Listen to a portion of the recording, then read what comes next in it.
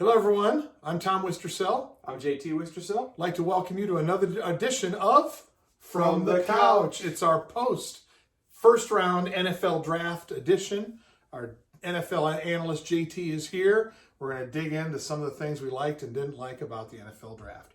We're going to start with surprises, JT. What are the two or three biggest surprises that jumped out at you at the first round? For me, it was 2 at 5 to the Dolphins. I was stunned. Every report was it was going to be Herbert. Chris Greer, their general manager, played this smokescreen beautifully, and they ended up getting the second best quarterback in the draft. And as long as they could keep him upright, which they took the right steps to helping do so by drafting Austin Jackson at 18 later in the first round. So I love Tua's game. I think he's a franchise quarterback. I love his pocket mobility, deep ball, and he helps just buy time to get his receivers open. So I think he's a franchise quarterback, and I didn't think they would, but they made the right move and stunned me at 5.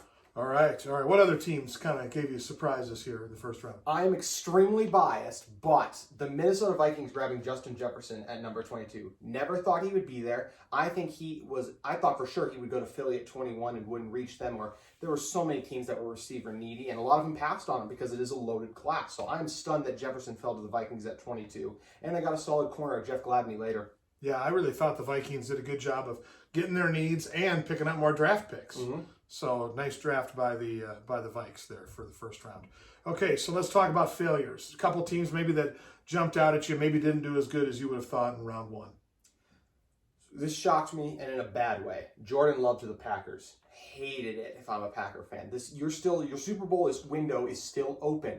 And you trade up. Oh, we're trading up for a receiver. Patrick Queen's still on the board. Grab a really good linebacker. No, we're going to grab a quarterback of the future who isn't going to contribute to 3 years. It's not a win-now move, and they had needs. Wide receiver, tight end, linebacker. There were other moves they could have made, but instead they planned for the future. Didn't make any sense to me if you're trying to win now. Yeah, I couldn't agree more. I mean, you got to help A-Rod right now. So, disappointment there. If I can have one more thing. They have not spent a first-round pick on a skills position in 15 years. Aaron's had no help for so long, and they still continue to not give him anything. Crazy. Yeah, that's great. Okay, how about another team that was maybe disappointed in the first round? Yeah, number 27, Jordan Brooks to the Seattle Seahawks. This really surprised me. I think of course, Bobby Wagner's there. I just didn't think it was a need. I didn't even think he was the best linebacker on the board anyways with Patrick Queen, but you look at their linebacker core. Yeah, Bobby Wagner, he's great. KJ Wright is still pretty good, getting up there in age. But Cody Barton, a rookie last year, produced for you. And you still have the Griffin brother as well, I believe, at Shaquem. So they had a good linebacker core. So I thought this was an interesting move. And it's not like Brooks is going to be an outside linebacker for them. So I thought this was a luxury pick. But they have had a history of bad first-round picks. They hit in the middle rounds, but John Schneider has not been great at drafting players in the first round last few years to me. Yeah. The team that jumped out at me there was the Raiders to pass on Judy and Lamb and Jefferson to pick Ruggs. Yeah. Big risk. I mean, the Raiders love flash. Love the speed. But I thought they passed on 3 better receivers to get Ruggs. So we'll wait and see how that comes. How about some sleeper picks? What jumped out at you there is kind of a wow. It'll be interesting to see, but that could really work out in the future. Yeah, sleeper picks aren't sexy. They're not the wide receivers. They're not the quarterbacks. They're not the names everyone knows. So first one for me was, my third sleeper was Mekhi Becton to the Jets. Love the power he plays with. To me, he was the best tackle in the class. I've said that before. I think he's going to do a great job of protecting Sam Darnold's blind side and opening up monster holes for Le'Veon Bell to run through. Their franchise left tackle and a player who's going to dominate for a long time in the trenches. Okay. Anybody else there? Some sleeper picks? Yeah, I got 2 more for you. Kayvon Chaisson to the Jaguars. Pairing him with they had 2 first-round picks. C.J. Henderson at number 9 was the more flashier pick, but Kayvon Chaisson, the second best edge rusher in this class. Him and Josh Allen's versatility. Both of them can rush the passer really well, and both of them can drop in coverage. So you're going to lose Yannick Ngakoue. So grabbing those 2 grabbing Allen last year, and then Kayvon Chaisson this year. Love the pairing there, and I think that could be one of the better sack duos in the NFL for years to come. I really do. Okay, and then one more. You had. Yeah, Cesar Ruiz to the Saints. At first, I was stunned like this. I'm like, this isn't a need. What are they doing? But the more I thought about it, I slept on this, and was trying to think about it. They have now put together the best offensive line in the NFL. The Saints have, I believe. Teron Armstead at left tackle, Andreas Pete at left guard. Both guys were Pro Bowlers. Eric McCoy, rookie center last year, came on really strong. Cesar Ruiz is a top interior guy in this class. And at right tackle, Ryan Ramczyk out of Wisconsin. They have assembled the best offensive line in the NFL, and they are going to open up holes for Kamara and give Drew Brees tons of time to throw. They're going for the Super Bowl, and I love that they built it in the trenches. Okay. My my sleeper pick, as much as it pains me to say it, because they're my 32nd favorite team, is the Cowboys. Yeah. I thought no way they'd go wide receiver, but CeeDee Lamb was there, and he could turn out to be an all-pro someday. Definitely. And, it was a luxury so pick for them. It was very, to me, that's the sleeper there. So, okay, let's move on to grades. We're going to give some grades.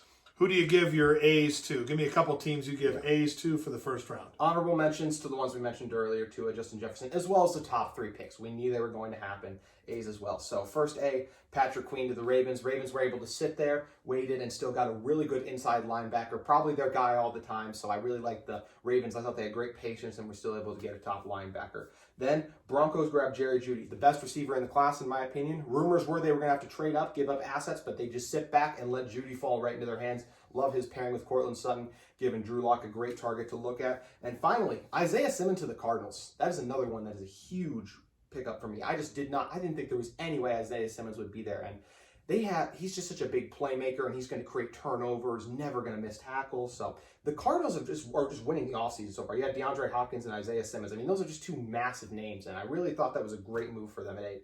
Okay. Kingsbury's winning the offseason too because of his house. Ooh. His backyard looked pretty sweet in the draft. So, all right, give me some grades at the bottom. Who didn't you like?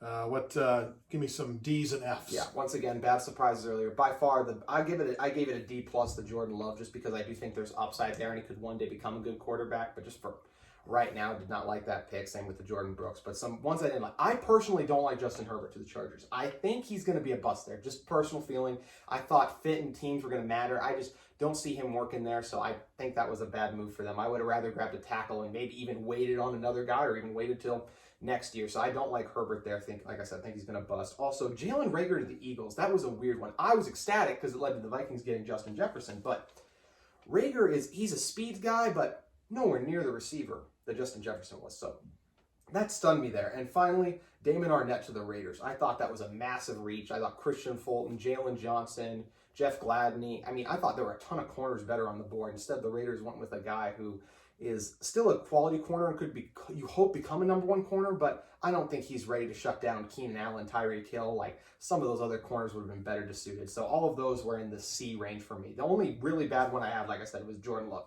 I genuinely hated that pick. So good stuff. The only one that I think at the end really puzzled me was the Chiefs passing up on Dobbins, Swift, and Taylor to go with Edwards Hilaire. Is that how you say it? Hilaire. Again, he's a great player. Don't get me wrong. I just think there's better backs in the draft. Chiefs have a luxury to make some mistakes, so no big deal for them. Okay, so just to end here, let's talk about your 2 or 3 players that jump out at you to start the second round tonight. Yeah, because there are guys who go in the first round we didn't expect. I mean, like the Miami Dolphins. Talk about a luxury pick. You have the 2 highest paid corners in the NFL, and you grab Noah Iguodala. I'm sorry if I mispronounced that name, but just surprised. So guys that fell. Xavier McKinney and Antoine Winfield Jr., none of the top safeties went off the board. Christian Fulton, Jalen Johnson, really good corners that almost everyone had going in the first round. Josh Jones, franchise left tackle. Everyone passed on. And my last 2 guys were the 2 other edge rushers. AJ Epinesa was like going to be a top 10 pick at the beginning of this whole, like at this time last year when the first round was over, everyone's like, oh, Epinesa next year. Not even a first rounder. And Yetur Gross-Matos. Those were guys that I were stunned. Other really good edge players that didn't make it in. So if you're picking at the top of the second round, there's some really good players to choose from. Okay, well, good. Well, there you have it, our first round draft analysis. JT did a great job. So we'll be back after round 2 for another edition of From the Couch. We'll see you then.